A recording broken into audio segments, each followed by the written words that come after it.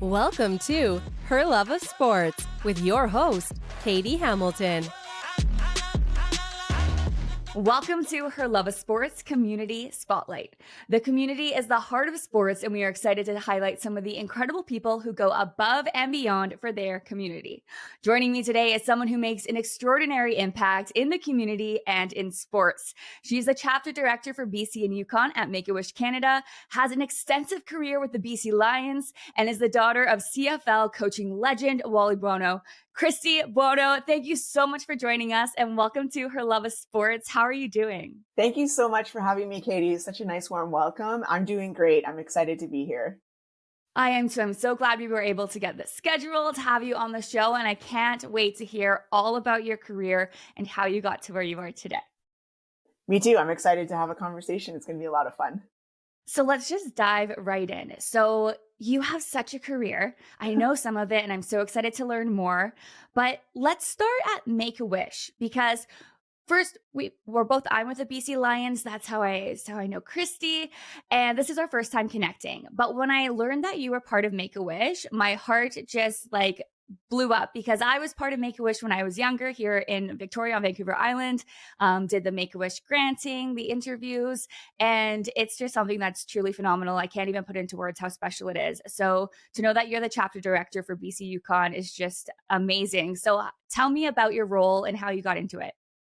Thank you. It really is a magical organization. Our mission is to grant life-changing wishes for kids facing critical illness. And I have the privilege, as you mentioned, to be the chapter director for the BC and Yukon chapter. I just celebrated my 1 year in January. It was a bit of a wild experience because Make-A-Wish wasn't on my radar. Obviously, I knew about the organization. It's a global brand. It does incredible work across the globe, but how I got introduced to it was I kind of was a part of the Make-A-Wish magic before I was even part of the organization. And I know probably a lot of your listeners know Dwayne "The Rock" Johnson. Before Dwayne was the rock star that he actually wanted to be a professional football player. And so many years ago, my dad was coaching the Calgary Stampeders, and Dwayne was actually trying out for his team. And during training camp, my dad got a phone call from his agent and talked at length with my dad and how he was doing. And my dad was saying, wasn't quite sure he was going to make the team and whatnot. And so his agent mentioned that he had a wrestling opportunity and would he consider cutting him early. And so my dad brought Dwayne in, and I guess they must have had this human interaction during a very transitional time for Dwayne, because he still talks about this on social media quite a bit. And the reason why I'm giving you a bit of a backstory is because people seem to think that we have this bat line to Dwayne, which we do not. We've had a few Twitter interactions with his accounts, but, and the reason why I say that is my dad got a phone call from one of his old teammates at the Montreal Alouettes, and his daughter was dying of terminal cancer. And so he called my dad up and said, "Hey, she's dying. Is there any way that you could introduce her to Dwayne? This would be her absolute wish." And so my dad calls me up because I manage his PR and marketing and stuff. And I was like, "I don't know, Dad, we've never been able to get a hold of him, but let's just try." And so the community on Twitter, or X, or whatever we want to call it now, really got behind that. And eventually that night I was able to get a hold of his production company. And so they said, "We'd really like to support this. What do you need?" And at the time, Wayne was filming a movie. So I was like, "Oh my gosh, we'll take whatever, anything." And so they said, "Can you work with the family to get more information about Kim and what Kim likes, what she's known for, what do people love her for?" And so I was going back and forth with the production company and with Kim's family. And we finally got the video, and it was unbelievable. Dwayne was 5 minutes. He's very personable, obviously gave my dad a shout out, which was pretty special, and just such a great tribute to Kim. And, unfortunately, she was refusing to see people. And so when you're dealing with somebody, as people or might be listening, if you're dealing with someone with critical illness or terminal illness, that's not usually a good sign. And so we were concerned that we were running out of time because we weren't able to get the video to her. But long story short, eventually she gave the go ahead for her best friend to come and visit her. And she filmed Kim watching. I always get so emotional when we talk about this. She filmed Kim watching the video. And here's a person literally on their deathbed having a moment of reprieve and a moment of joy in a very, very dark time. And excuse me. And it was such a transformational experience for me to have a very, very small part in that. And unfortunately, 3 days later, Kim passed away. And then the next day, this role became available for the chapter director. And it was like, and I was interviewed for another position, like back in the corporate space. Like I was ready to kind of go that direction. And it was like Kim, God, the universe, whatever people believe in, was like divine intervention was telling me to continue this sort of work. And so now, like I said, I just celebrated my 1 year, and that was kind of a very serendipitous approach where I get to continue to tell Kim's story of what inspired me to join and to serve the kids in our region and beyond. Wow, I love hearing your story. And I feel like through people that I've met through Make-A-Wish that are either volunteers or workers as well, is there seems to be some story that connects them or touches them, which is why they got involved, whether it's something like yourself or having a child themselves that are terminally ill. Wow, what a story, and something so special. And like you said, for 3 days later, I mean, that probably just meant the world. And I think that's what really hit with me too.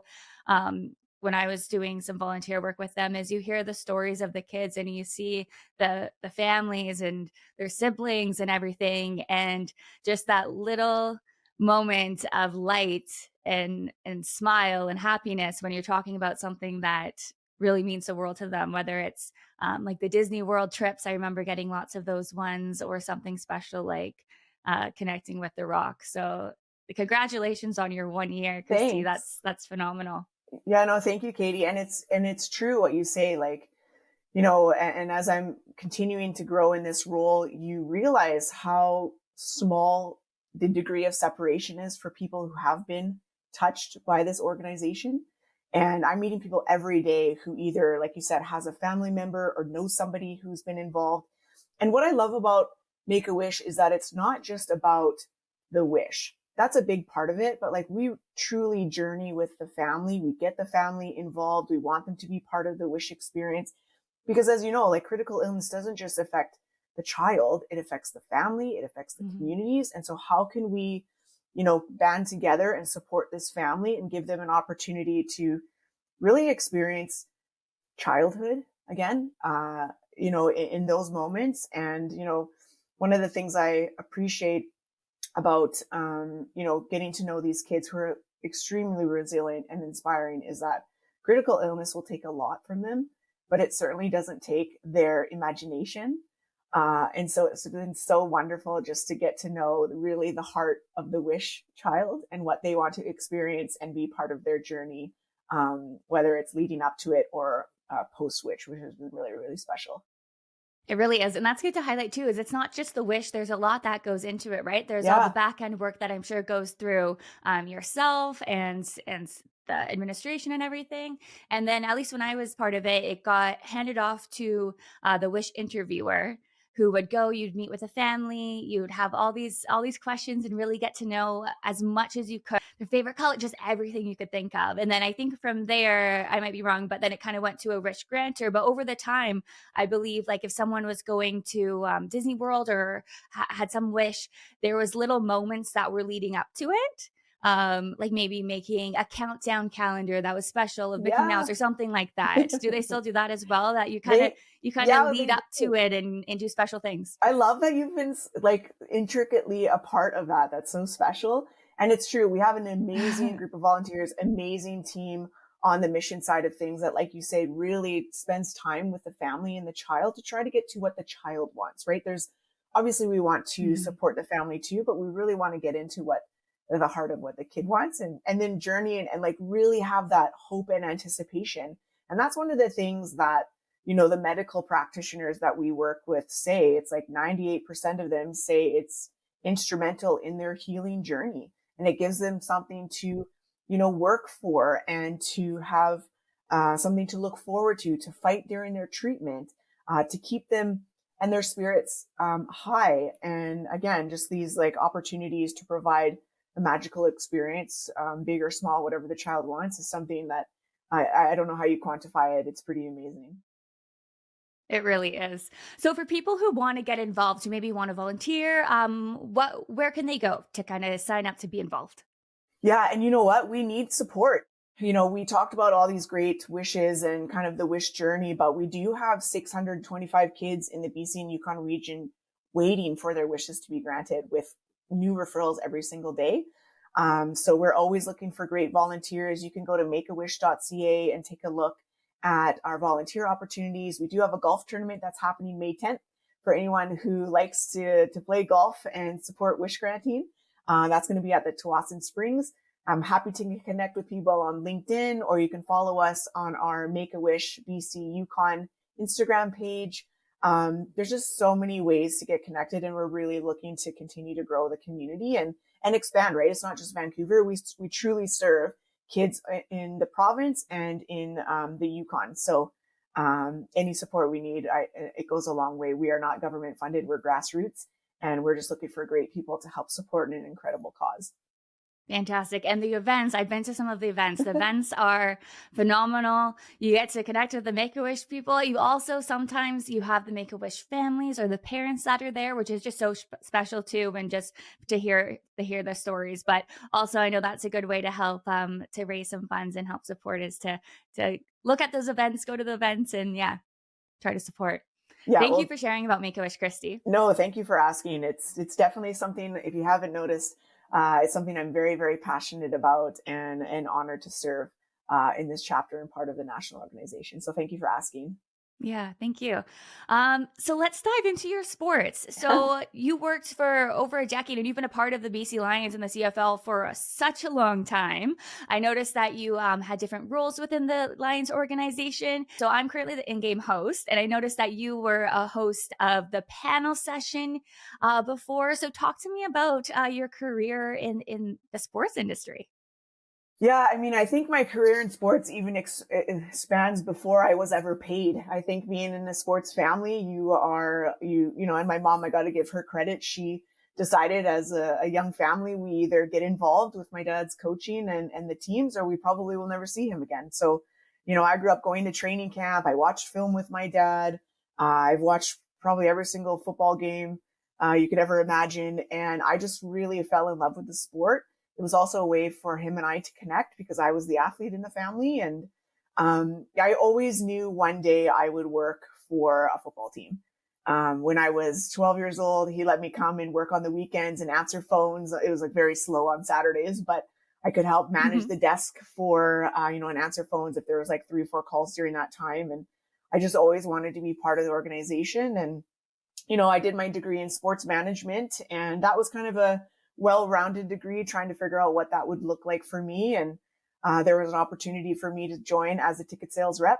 And George Chaika gave me an opportunity. And then, I just continued to grow in my career there and helped grow the corporate partnerships team in my year 2, and then continued to move up the organization in that regards. And then it was always so fun because I think naturally I loved talking about sports. I did a mini thesis of women in sports broadcasting. It was something I wanted to do as part of my career, or just a hobby, I guess you could say. And so I'm dating myself, but when YouTube started, I was asked to come and do some interviews for the players, just talking about the game. And I was like, this is like my dream job, because I just wanted to talk football. Obviously I knew the intricacies of the game. I knew the players well. They were like my brothers. And so I could talk about things deeper than maybe your typical, I don't know, broadcaster, no disrespect to them. But so that's when I started doing the videos and kind of some in-game, some hosting around the Orange Helmet events, and interviewed the guests there. And then they came up with an opportunity to host an in-game panel. And that was like my dream. So being able to sit on the desk, be the host, I produced it with the team at BC Place. I was able to interview alumni. I even got my dad on the panel there once when he was the GM. He was like, that's the last time, because they were still playing. So obviously he was still emotionally charged at halftime. And I remember him calling me after, and he's like, I can't do that anymore. That was too hard. And I was like, okay, man. But it was just such a great way to engage with the fans, engage with the alumni, share the passion that I have for the organization and the sport. And I think that was what made being part of the team so much fun was I got to showcase and sell essentially sports marketing to companies and to organizations, something that I genuinely loved.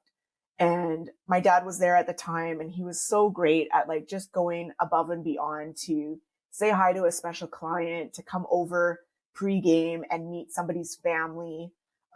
He really understood doing the extra mile and how much that meant. And because, it's always about relationship building, right? And, it wasn't hard for me to sit down and talk football, when I'm trying to pitch a client. So that was a lot of fun. I have a lot of fun and great memories there for sure. I love that. I love hearing your story. And you're right. Like something like that, like your dad's a legend. The crowd goes wild for him all the time whenever he's in the house, which is most games. They get so excited. So something like that, just saying a hello or getting a photo, it means so much to the fans and the supporters. It really goes a long way, I find. To be able to talk sports, that's what I love too, is when you get it, when you have a platform, which sometimes for women in sports, it doesn't come around as much. You have to seek out the opportunities. So when you get that opportunity to just speak what you love and what you know and you're knowledgeable about with others that appreciate it as well, I mean, there's no better feeling, I think.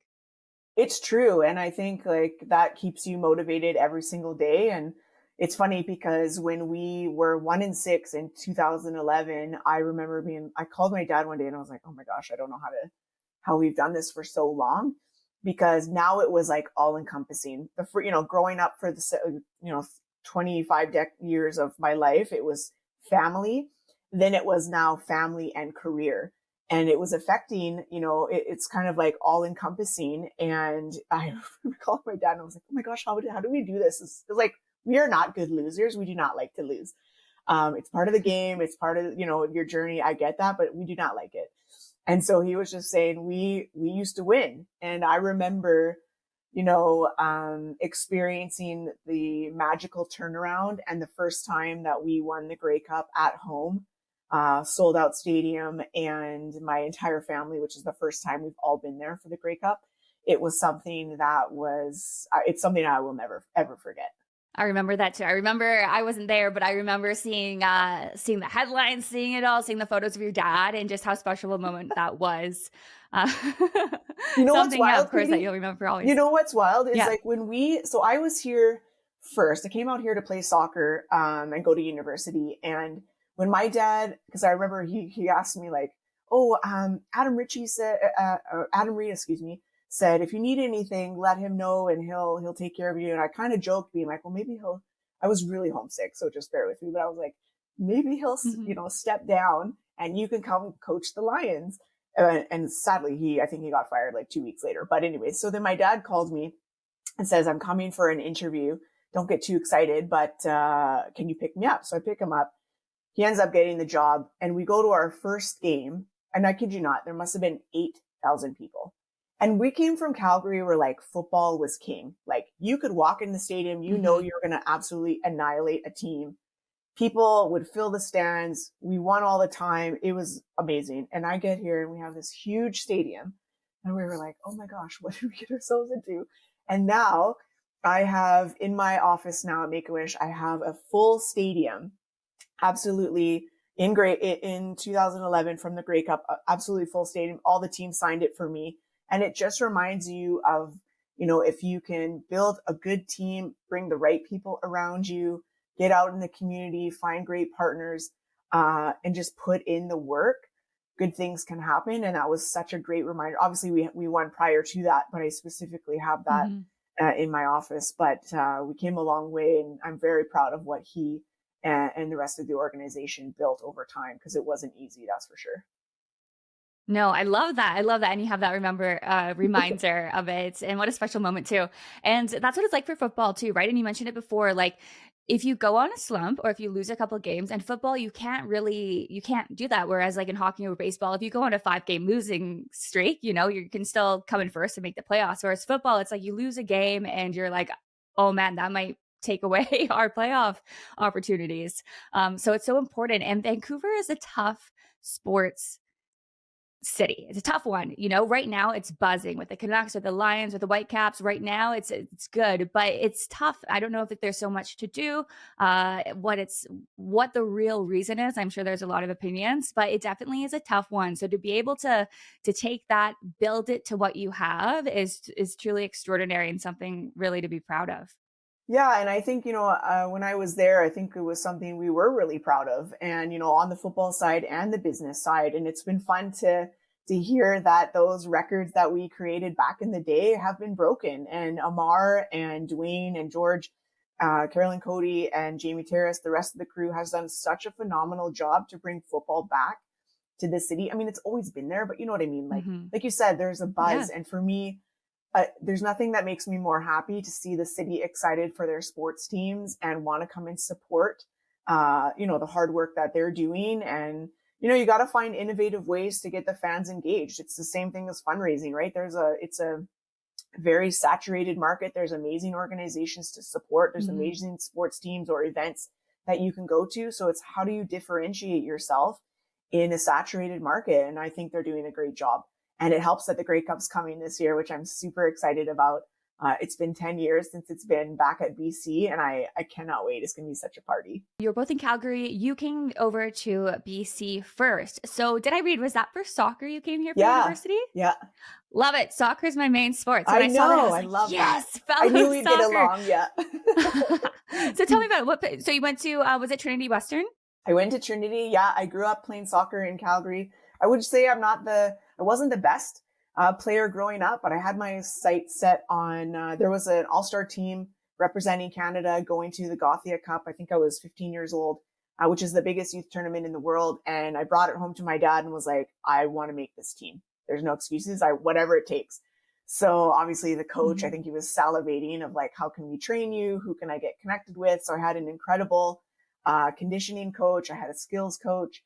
And eventually made the team, and we went overseas. We played 19 games in Sweden and Denmark. We won gold in the Gothia Cup, the first Canadian team to ever win. I scored the winning penalty shot.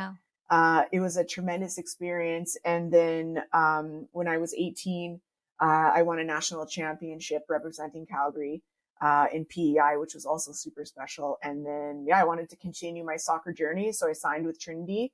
Won a national championship in 2003, and then tore my ACL in my fourth year. So that kind of ended my soccer career, but have dabbled in some coaching, and obviously at some point would love to continue that because there's so much knowledge. I think, especially as women, to be able to go and pour into young women athletes is something that I am definitely interested in getting involved in at some point. That's phenomenal. What a career. Oh my gosh. I love that. So what position did you play? I truly, in my career, I played every single position. I think my favorite position is defensive mid, but I was kind of like I was the backup goalie. I played defense, outside D, midfield, striker. It kind of depended on the team and the need. But in my university career, I played defensive mid. That's so great because that's what we talk a lot about with coaches as well. I feel like it's so key. And that's what I try to tell my players is it's so key to be able to play a variety of positions because you never know what team you go to. If they're all full of strikers and you might got to play a different position or something else. And it really adds, I think, to the overall ability of the player to be able to play multiple positions. And of course you can have one that's your favorite and whatnot, but to try them out, especially at early age, is so important. So to hear you've had so much success and playing in a variety, I think is really good for listeners to know as well. No, it's so true, Katie. And I think to me, it's like, I love the game and where it's, having that attitude of whatever the team needs. Obviously, like you said, you're going to have your favorites but you never know. You might actually try a new position. Like I never thought of playing defensive mid and they put me in there and I loved it, right? I got to be part of kind of the whole action. It also, like you said, it gives you opportunities to refine your skills and try new things. And you just never know. We've had 4 defensewomen, go to strikers and have been it's been a tremendous fit and vice versa. And some things you just never think of until you try it. And you just never know the kind of success you'll have if you're open to those opportunities. Absolutely. Did you have any just athletes in general that you looked up to growing up? I always loved Mia Hamm. I think she was like my soccer dream. I guess that was my goal. And then, I mean, I loved like Reggie White. I really liked what he stood for the Green Bay Packers. I thought he was like a tremendous leader, hard-nosed football player. Those are kind of two who stand out. And then the CFL, my favorite player of all time was number 51, Alondra Johnson, who was a middle linebacker for the Calgary Stampeders. And I think maybe because my dad was a linebacker, I'm trying to think because it started so young. And so he was my pal. So I used to write my dad motivational signs when he was coaching for years. And he was the only player that got one for a short period. And then it ended up being only exclusive to my dad. But I just loved like the hard nose, the leader of the team, the heart and soul of the team. Just someone you could totally rely on and who inspired the other players to step up and whatever it took. So those are the ones I kind of gravitated towards. Perfect. I love it. And any advice you would give to women in the sports industry? Oh, probably a lot, but I would say like, I think for me personally, it was like living a life with heart-centered boldness and not being afraid to ask to get involved. I think sometimes we realize like, you have to be your biggest advocate. And so if you do not ask, you never know about the opportunities. Make yourself available. I've been a big proponent of like, try anything. And if something interests you, try it. Don't be afraid to do something that might be beneath you or less for you. You have to start somewhere and then continue to foster those relationships and work hard. I think with us women is, especially at my age, is like, how can I mentor that next generation to open doors for them? And then finding women who want to, again, work hard, who want to break barriers, who want to set examples, and then can continue that as they get older. I think it's been so great to see sport evolve since when I was there. We still have work to do, obviously, but compared to where it was when I was in sport or when I was working in sports, it has come a tremendous amount.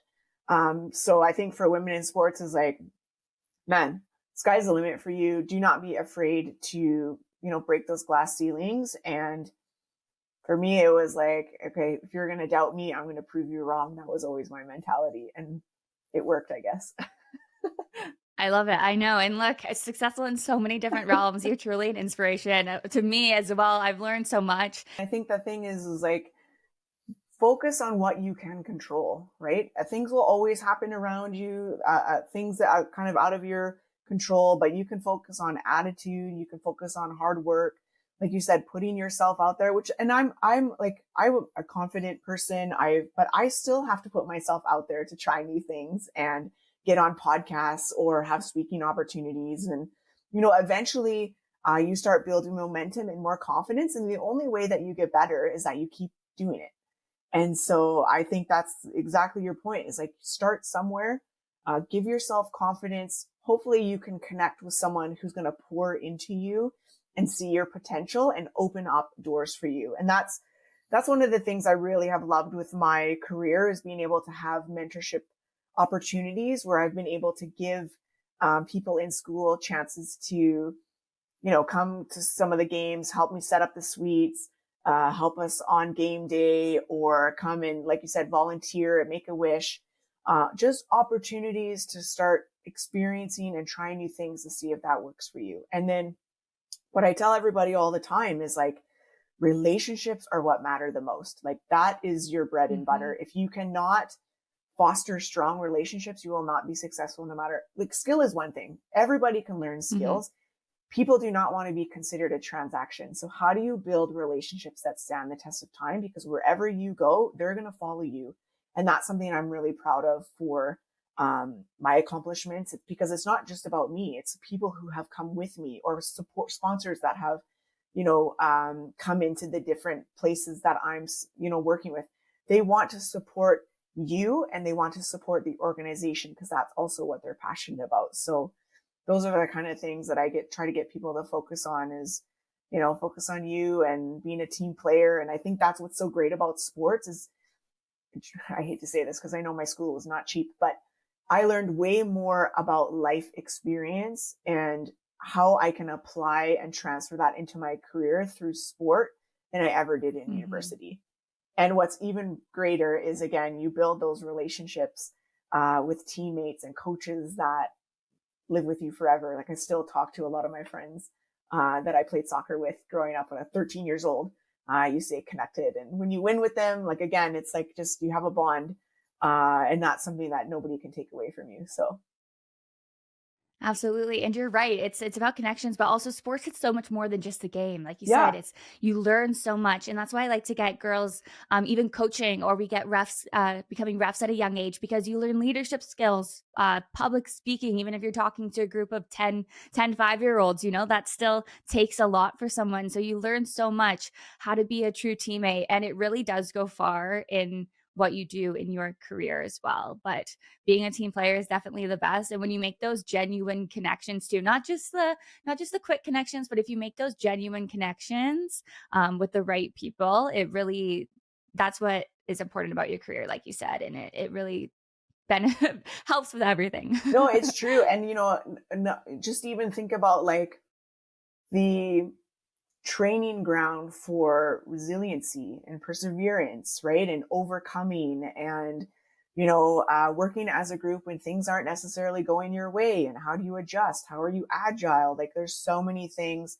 How do you manage when you start opposed to maybe when you don't start, or when you have to really help your team on the bench from the bench, right? Like there's so many different dynamics that can be transferred into the real world. And like I'm such a big proponent of like getting your kids in some form of team sports because of what it can teach you. It's like such a great teacher. And I think also too, like for women and girls specifically, like it helps your confidence.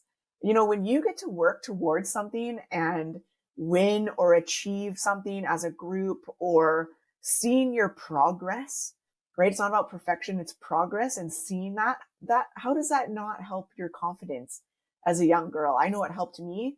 I know it helped a lot of my friends, a lot of my sports. I guess you could say sports psychology. I apply that in how I manage teams, in how I manage myself in business.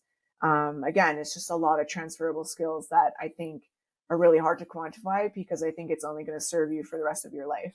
Absolutely. And as a student athlete, so when you went to university and were playing, do you have any advice for that? Because we have lots of listeners who are at the stage that they might be looking to go play college or university. Yeah, well, I think part of the balance for student athlete is understanding in your first year, you're not going to figure it out right away. So you're going to figure out a rhythm. You're going to figure out a flow. You're going to understand, how to prioritize your work, how to prioritize your workouts. It takes a bit of time to figure out a good rhythm that works for you. So give yourself a bit of grace, but at the same time, it goes back to all the things that you can control, right? Whether you're starting or not, you're trying to get a spot on the team. Focus on what you can do, hey, I can focus on my fitness. That's one of the things I can do the most. Okay, I'm going to be one of the fittest people on the team. I'm going to stay after practice and maybe do a little extra, or I'm going to support my teammates and helping them be better. Like you just never know when your time is going to happen. And so always being ready is critical, because there's injury, like there's a lot of injuries in university because you're practicing a lot. There's a lot happening.